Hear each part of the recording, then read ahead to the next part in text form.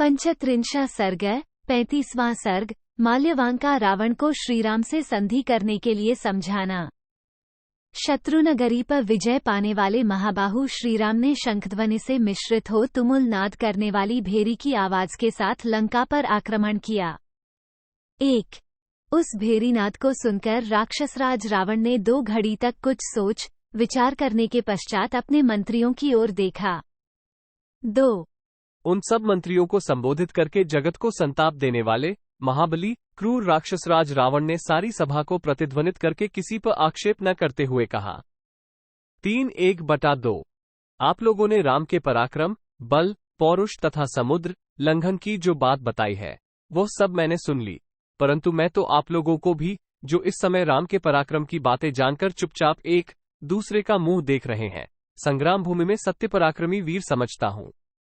4:5 रावण के इस आक्षेपपूर्ण वचन को सुनने के पश्चात महाबुद्धिमान माल्यवान नामक राक्षस ने, जो रावण का नाना था, इस प्रकार कहा।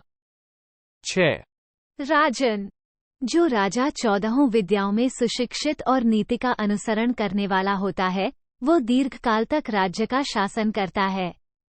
वह शत्रुओं को भी वश में कर लेता है। 7 जो समय के अनुसार आवश्यक होने पर शत्रुओं के साथ संधि और विग्रह करता है तथा अपने पक्ष की वृद्धि में लगा रहता है, वह महान ऐश्वर्य का भागी होता है। 8 जिस राजा की शक्ति क्षीण हो रही हो अथवा जो शत्रु के समान ही शक्ति रखता हो, उससे संधि कर लेनी चाहिए। अपने से अधिक या समान शक्ति वाले शत्रु का कभी अपमान न करे। यदि स्वयं ही शक्ति में बढ़ा चढ़ा हो, तभी शत्रु के साथ वो युद्ध ठाने। 9 इसलिए रावण, मुझे तो श्रीराम के साथ संधि करना ही अच्छा लगता है। जिसके लिए तुम्हारे ऊपर आक्रमण हो रहा है, वह सीता तुम श्रीराम को लौटा दो। देखो देवता, ऋषि और गंधर्व सभी श्रीराम की विजय चाहते हैं, अतः तुम उनसे विरोध न करो, उनके साथ संधि कर लेने की ही इच्छा करो। 11 भगवान ब्रह्मा ने सुर और असुर 2 ही पक्षों की सृष्टि की है, धर्म और अधर्म ही इनके आश्रय हैं। 12 सुना जाता है महात्मा देवताओं का पक्ष धर्म है। राक्षसराज, राक्षसों और असुरों का पक्ष अधर्म है। 13 जब सत्ययुग होता है तब धर्म बलवान होकर अधर्म को ग्रस लेता है, और जब कलयुग आता है तब अधर्म ही धर्म को दबा देता है। 14 तुमने दिग्विजय के लिए सब लोकों में भ्रमण करते हुए महान धर्म का नाश किया है और अधर्म को गले लगाया है, इसलिए हमारे शत्रु हमसे प्रबल हैं। तुम्हारे प्रमाद से बढ़ा हुआ अधर्मरूपी अजगर अब हमें निगल जाना चाहता है और देवताओं द्वारा पालित धर्म उनके पक्ष की वृद्धि कर रहा है। 16 विषयों में आसक्त होकर जो कुछ भी कर डालने वाले तुमने जो मनमाना आचरण किया है, इससे अग्नि के समान तेजस्वी ऋषियों को बड़ा ही उद्वेग प्राप्त हुआ है। 17 उनका प्रभाव प्रज्वलित अग्नि के समान दुर्धर्ष है। वे ऋषि मुनि तपस्या के द्वारा अपने अंत करण को शुद्ध करके धर्म के ही संग्रह में तत्पर रहते हैं।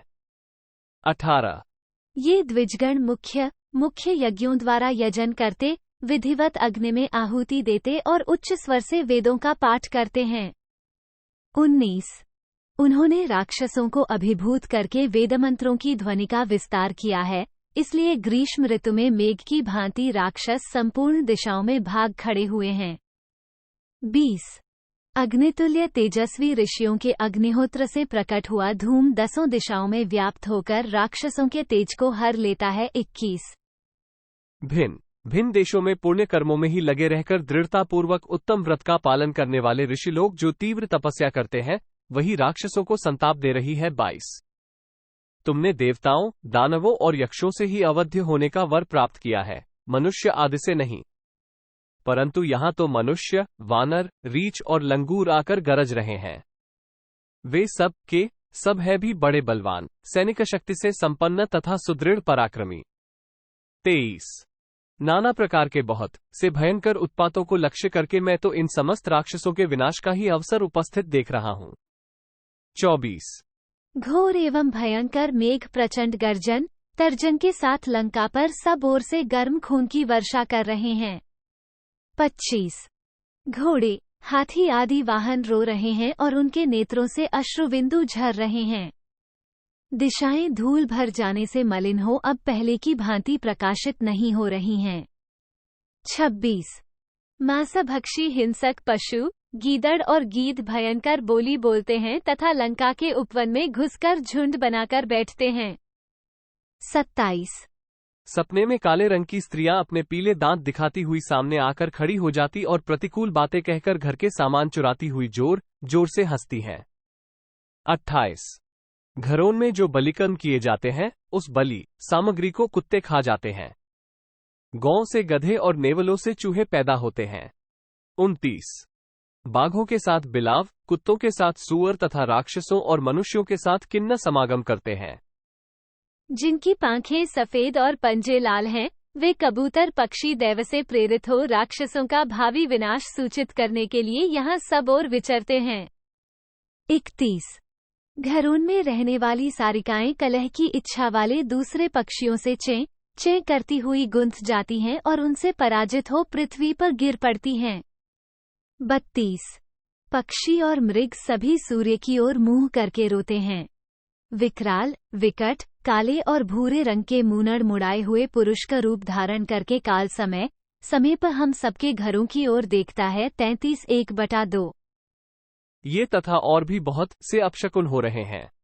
मैं ऐसा समझता हूं कि साक्षात भगवान विष्णु ही मानव रूप धारण करके राम होकर आए हैं, जिन्होंने समुद्र में अत्यंत अद्भुत सेतु बांधा है। वे द्रिपराक्रमी रघुवीर साधारण मनुष्य मात्र नहीं है। रावण, तुम नरराज श्रीराम के साथ संधि कर लो।